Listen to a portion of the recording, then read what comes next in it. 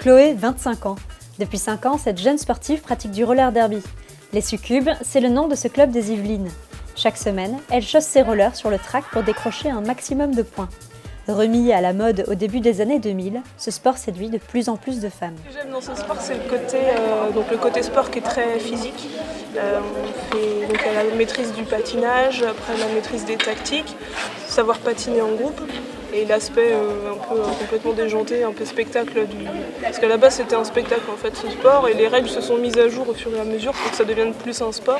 Il y a tout un monde un peu autour, vous voyez, on a des pseudos, on s'appelle pas par nos prénoms, donc franchement on s'éclate, c'est un super jeu. Bliss, c'est son surnom. Sur la piste, les jammeuses et les bloqueuses s'affrontent de manière directe. Chloé impressionne aussi ses camarades masculins. Elle est persévérante, combative, elle lâche rien en fait. Même quand ça devient très, très compliqué, elle est encore là, elle est debout, elle se relève, et c'est pas évident. C'est ce qui est le plus dur, je pense, dans ce sport. Quant à l'arrivée des hommes dans le club, cela a créé un véritable débat animé entre les filles. Au départ, j'étais un peu réticente quand je voyais les équipes masculines, mais parce que je me disais, il y a les clubs de hockey, etc. Voilà, ils ont leur sport aussi, ils peuvent nous laisser le nôtre.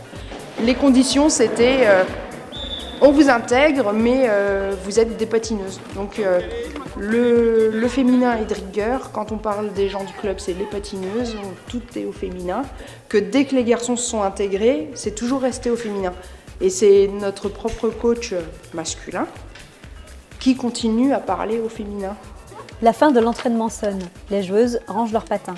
Dans le seul club de roller derby des Yvelines, ce sont alors une trentaine de joueuses qui quittent la salle d'entraînement. Chez elle, Chloé est entourée de son compagnon et d'une amie proche pour une soirée conviviale. Maya, elle aussi très sportive, pourrait bien se laisser tenter par le roller derby. Je vais présenter le roller en espérant, j'espérais faire connaître un peu ce sport et pourquoi pas amener de nouvelles pratiquantes. Pour l'instant, je préfère encore regarder, comprendre un peu mieux les règles. Peut-être un jour, je sais pas. Ah donc septembre prochain, tu dis? Autour d'un repas improvisé, son compagnon est plus catégorique concernant le roller derby.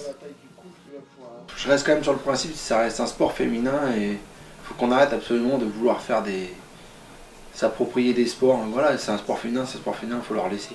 Si les différents partis ne semblent pas d'accord, le roller derby connaît un vrai essor. Dans le 20e arrondissement de Paris, un magasin spécialisé a ouvert. Le Passage des Étoiles, c'est son nom. Anaïs est l'une des initiatrices de ce projet. Dans ce temple du roller derby, les joueuses peuvent s'équiper, tout le matériel nécessaire est proposé. Les accros du roller derby viennent même y customiser leur maillot. Là, je suis en train d'imprimer leur nom pour personnaliser les t-shirts, pour qu'ils aient des t-shirts rien que pour eux et qu'ils soient super classe sur les matchs. Une fois le t-shirt prêt, Anaïs retourne auprès de ses clients.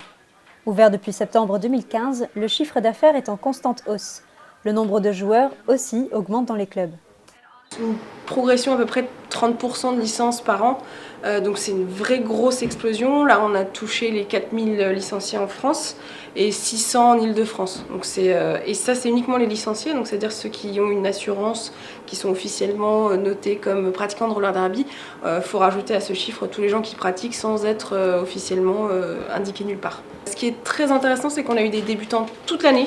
On a vu des gens arriver et se mettre au sport jusqu'à il y a 3 semaines, il y a un mois. Si les femmes composent la très large majorité de ce sport, 15 à 20% des joueuses de roller derby seraient des hommes.